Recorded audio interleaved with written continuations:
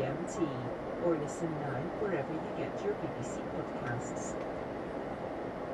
What do you do when you're stressed? Journal? That requires too much writing. Exercise? Lots of sweating. Biting your nails? That's my go-to. This week on Crowd Science, we're finding out why people like me and so many others are partial to a little non-manicure. And of course, we tackle the age-old question, if humans bite their nails, do dogs do it too? Find out on Crowd Science with me, Alex Lathbridge, after the news. BBC News with Neil Nunes. The four suspected gunmen in the Moscow concert hall attack have appeared in court, having been apparently badly tortured. One seemed barely conscious. They were charged in the late evening court session with committing terrorism. The court says two have pleaded guilty. Supporters of the main opposition candidate in Senegal's election have been celebrating as provisional results show him in the lead. Bassem Diomaye Faye is the head of the former Prime Minister, Amadou Ba. The head of the UN Agency for Palestinian Refugees says Israel has told him it will no longer let UNRWA food convoys enter northern Gaza. Philippe Lazzarini described this as outrageous. Another official said no reason for the block had been given. Ecuador's youngest mayor, Benedita Garcia, has been found shot dead in a car, along with one of her advisors. The 27-year-old becomes the Andean country's latest assassination victim. Violent crime has been spiraling in recent months. The Mexican authorities say most of a group of 66 people kidnapped in Sinaloa state have been found alive and supported. Many have returned home. About 8 are unaccounted for. Floods in southeast Brazil have killed at least 25 people. Rescuers in boats and aircraft have been trying to reach those who've been isolated by the storms in the states of Rio de Janeiro and Espírito Santo. France says it'll provide special flights for vulnerable citizens who want to leave Haiti. Gang violence has continued despite reports of tentative political progress.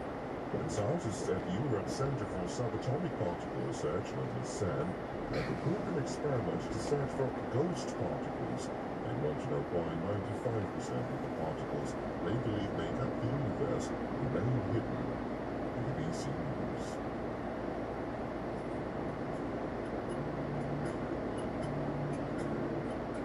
This is Crowd Science from the BBC World Service. I'm Alex Lathbridge, and my producer Robbie has something that he wants to tell me. Alex, I'm feeling a little bit anxious about this week. What do you do when you're feeling a little bit, I don't know, What do you mean? you know, when you're feeling a little bit stressed and you need something to kind of calm yourself down, what's your instant reaction? Bite my nails. I hear that works for quite a lot of people. Exactly. I mean, I don't know about you, but also I kind of find my skin and pick at it. How do you feel about that? I don't know, it just feels right. I've done it since I was a kid. It just makes me feel good. It does remind, there is something that I've always done that's a bit like that. I suck my thumb for quite a long time. Okay, how long is quite? I mean, that's not important. I feel as though it is. Oh, yeah, 60. I can tell you that elephants do it. I mean, don't be silly. Elephants don't have thumbs. I mean, they do suck their trunks. Alright, I know why you're asking me this. It's because of this week's question, isn't it? Yes, it is. Have you got your boots on you? I do indeed. Let's jump in the car. We came to Bedfordshire in the UK to meet listener Ash.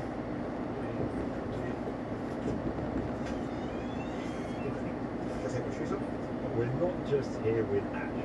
I am a massive dog person. Alright. Hello, mate. That's Orion, his wonderful 15-year-old dog. Let's go for a little walkie walk. Get the lead out, he's so excited.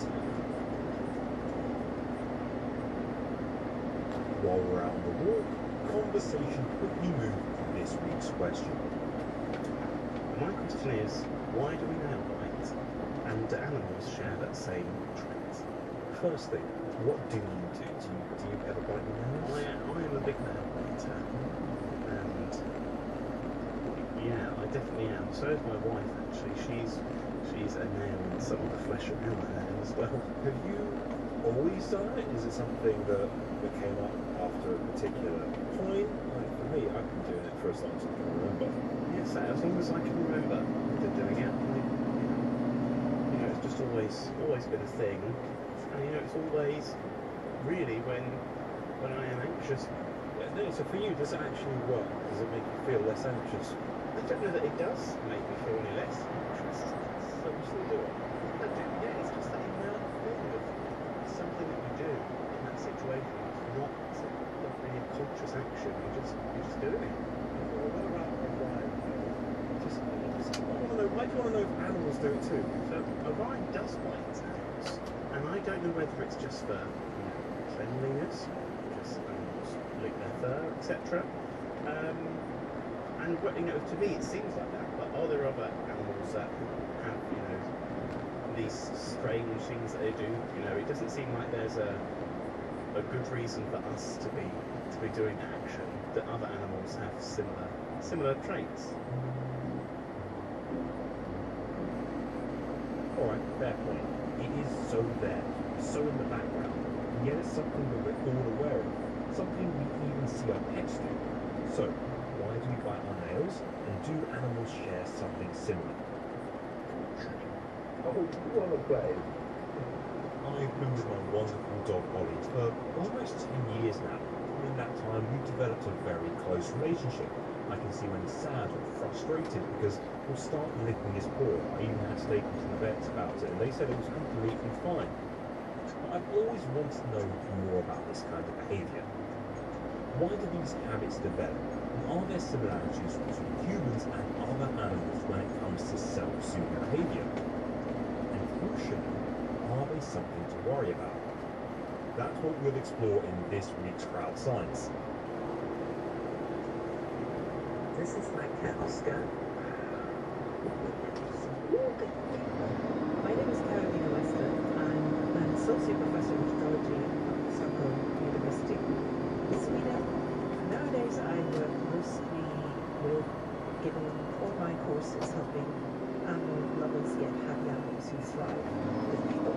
So when it comes to pet behaviour, Carolina knows her stuff. Now listener Ash and his dog Orion share a beautiful relationship. He takes him for walks every day, and home is obviously a very loving environment.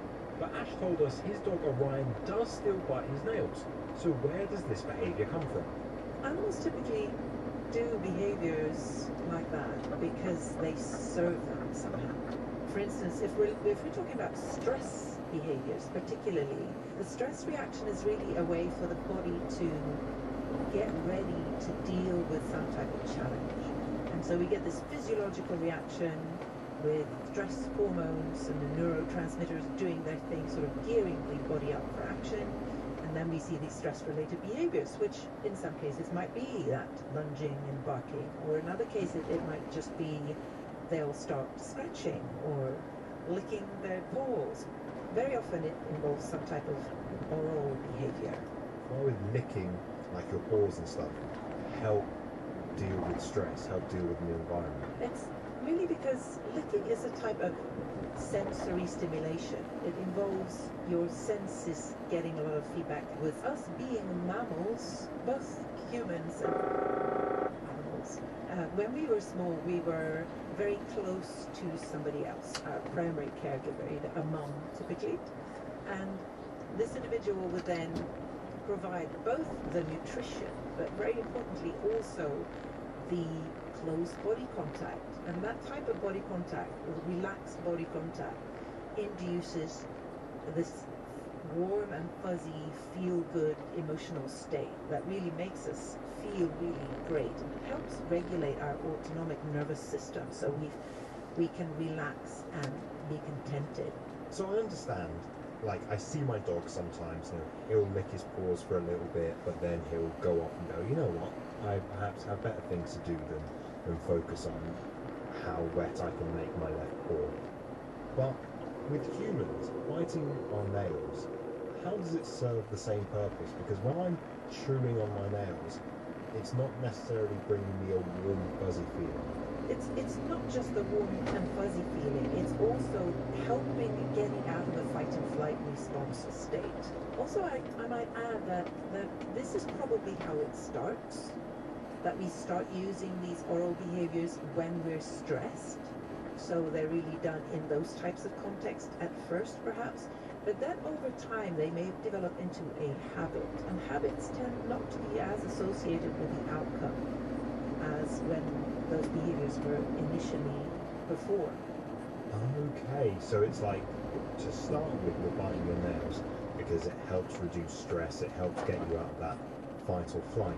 But then, I guess it's sort of like you're conditioning yourself to every so often just bite your nails because it's something that you do.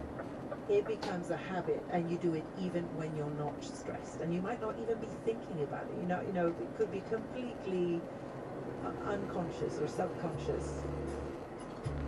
So lots of habits have evolved to help us handle stressful situations, and it's all down to how they're lodged in the brain. Psychologists call it habit memory, and it's in part of the brain known as the basal ganglia, which also manages movement. Now that could explain why we tend to fidget when we're stressed. Things like nail biting, leg twitching. The stress responses that happen almost unconsciously. Good to meet you. And this is Alex. Oh, hello. Sorry, I will be out in a moment. Sometimes habits are harmless. Other times they cause problems for us and animals. So where's the line? So we've got this little cosy little cottage-ish looking room to sit in. Ben Terry is a CBT therapist based at the Priory Hospital in North London, which specialises in mental health care. Ben treats and works with people who have some severe habits to find helpful solutions. And he might be the person who can explain why people like me, Ash, and countless others bite our nails. Sort of one of the primary pieces of work that I do is supporting individuals with quite severe obsessive compulsive disorders, of which can be included repetitive body-focused behaviours. Could you very briefly explain what are body repetitive disorders? I know that what we're going to be discussing today is primarily nail biting, and this does fall into this repetitive body-focused behaviours that are often viewed as having no functional purpose and can be regarded as quite compulsive and repetitive. There isn't a single one cause that people are quite happy to say is the reason why people are doing this. They say that emotional dysregulation might be one of the functions of this behavior. Now, when I say emotional dysregulation, essentially what I mean is just a change in an emotional state that the individual experiences is unpleasant. Largely, it's a way to distract the mind and to improve our situation at that moment, to introduce a slight sort of a reprieve from what might be distressing in that moment in time. It's like releasing the gas on a fizzy bottle that's getting ready to burst, a way of shifting attention onto the body. We evolved to be incredibly sensitive to threat, real and imagined. And humans are the one species that can think in a detailed enough and abstract enough way that they can create mental images that have similar effects on the body as real threats in the environment. And it will actually activate the physiological correlates of that danger. So the body might start to produce adrenaline. There may be an increase in heart rate, an increase in breathing, so that there's more oxygen flowing through the body. Let's say that you're anxious about a task and there's a massive deadline and your boss is pressing you to deliver. Emotions are running high. So your body reacts by nail biting, a self-soothing behaviour to make your body and you feel better. We will tend to try and mitigate the perceived threats in another way, and distraction is an incredibly powerful method that people can do this. So what you see happening is that attention, like a spotlight, is moved potentially away from threatening stimuli onto something that is perhaps more neutral. Or, and a lot of these kinds of impulsive behaviours, or compulsive rather, behaviours, they do work in the short term. They introduce that reduction, and that's why people do them. They don't work as well in the long term. How are you able to get people to see it that way? A lot of the initial work that we do with clients, especially in CBT therapy, is helping them to understand their problem in a different way. And initially what we find is that while these behaviours, nail biting, hair pulling, they seem to be quite harmful to the individual and often seem as if they don't fulfill any kind of helpful function, the ultimate intention behind this is self-compassion. The individual is trying to either reduce the experience of something painful or difficult, or to increase the experience of something positive in the case where they want to achieve some kind of symmetry. For me, I see my nail biting, my hair pulling, my skin picking, just the sort of thing I do to, focus my mind on something else while I'm feeling anxious. I don't really see it as something deeper, like self-love. The people who struggle with these behaviors, even the more severe forms of this behavior, their behavioral system has learned to cope with their environment with the best way it could at that moment in time. And for a lot of these individuals, it is very possible to unlearn and change these behaviors to an extent.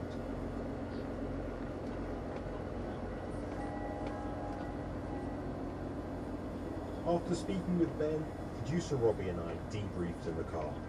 We just met Ben. Ben had some really interesting things to say. It seemed like he took quite a lot from it. Yeah, I think with what Ben was saying, I really could relate to it.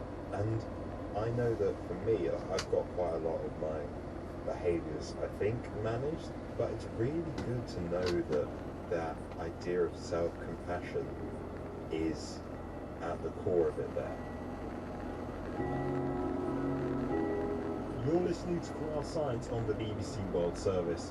I'm Alex Lathbridge, and this week we're answering Ash's question about nail biting in animals and humans. So far, animal behaviour expert Carolina Westland has explained that animals do have self-soothing behaviours, and cognitive behavioural therapist Ben Terry has given us a better understanding of how we as humans turn our emotional stress into physical activity in the body to calm ourselves. Back inside the cosy warmth of the studio, producer Robbie said he had something exciting to tell me. Alex, did you see this video? Okay, I've seen many things. Could you be more specific? Okay, well, it's a mouse cleaning up a man's shed at night. I know it sounds weird, but it's like a self-soothing mouse that just seems to love tidying. What? Yeah, I can't believe you haven't seen it. Sounds like something from a fairy tale. A retired postman from Wales noticed the workbench in his garden shed kept being mysteriously tidy, so he decided to do a bit of detective work. He set up a night vision camera and found out his secret helper was in fact a little mouse, picking up pegs, corks, nuts and bolts. He's since given his friend a nickname, Welsh Tidy Mouse. Oh, wow, he's Yeah. really going for it. Now, we all know that the internet is full of a lot of funny and wonderful animal videos. I mean, I've seen macaques taking a sauna, I've seen zebras rolling around in the dust, and a baby pig having a cuddle with a kitten. Look, we love to look at these videos. They're cute and they're harmless maybe, and they make the world a better place. But Karen Pinar watches it with a different mindset. She's an animal behaviourist who runs an organisation called COPE, which helps train people to better understand animal behaviour. And she's with her 3 cats and 2 dogs.